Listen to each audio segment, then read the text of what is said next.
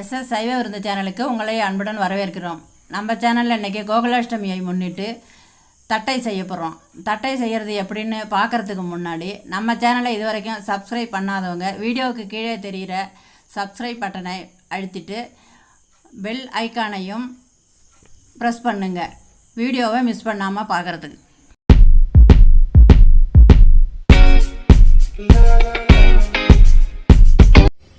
தட்டை செய்யறதுக்கு தேவையான பொருட்கள்: புழுங்கல் அரிசி ஊற வச்சு நைஸா அரைச்சி வச்சிருக்கேன்.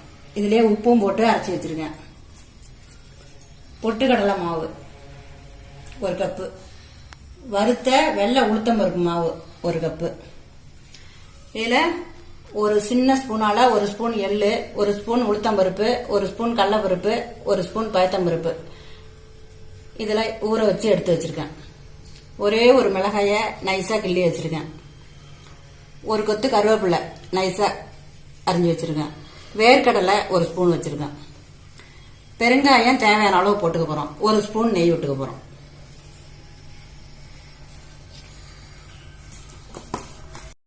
பொட்டுக்கடலை மாவை போட்டாச்சு. உளுத்த மாவையும் சேர்த்துக்கணும்.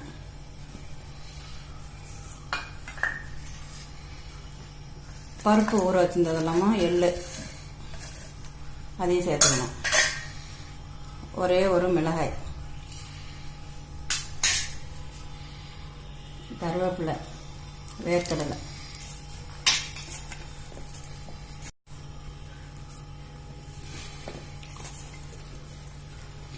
எல்லாத்தையும் சேர்த்து கொஞ்சம் தண்ணி விட்டு பிசைஞ்சிக்கணும்.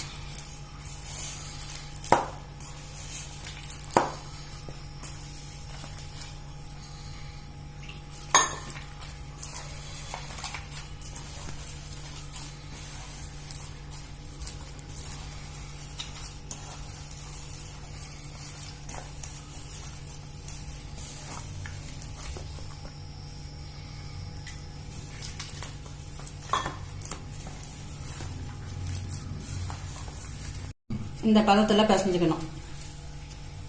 இதில் ஒரே ஒரு ஸ்பூன் நெய், இல்லை நெய் சேர்த்துக்கலாம்.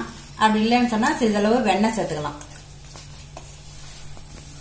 சேர்த்து நல்லா மாவு எல்லாம் நல்லா கலந்து நல்லா பிசைஞ்சு வச்சுக்கணும். இது மாதிரி சின்ன சின்ன உருண்டையாக ஊற்றி வச்சுக்கணும்.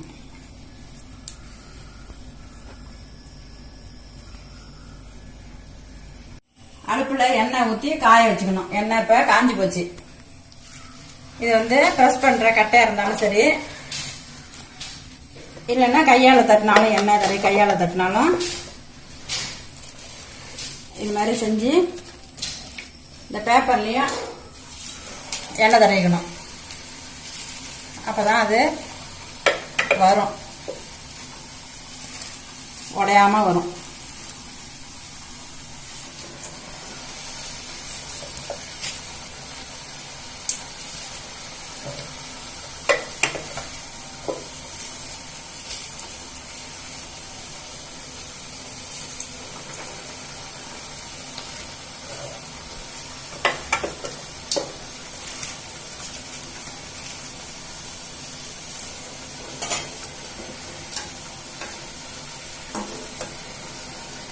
சின்னதா இருக்கிறதுனால பார்க்கறதுக்கும் நல்லா அழகா நல்லா இருக்கும். பசங்க விரும்பி சாப்பிடுவாங்க.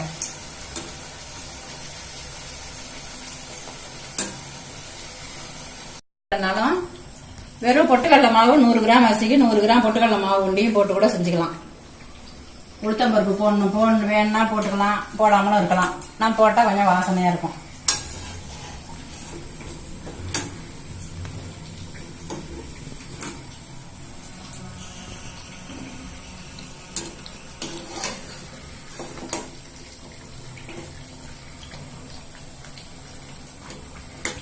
சின்ன பிள்ளைங்க விரும்பி சாப்பிடுவாங்க.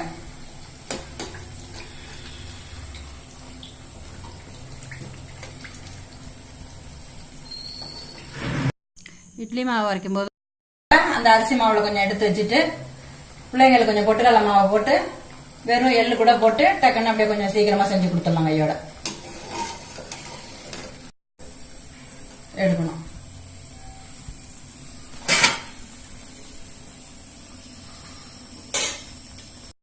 இப்போ கோகுலாஷ்டமி தட்டை ரெடி ஆகிடுச்சு.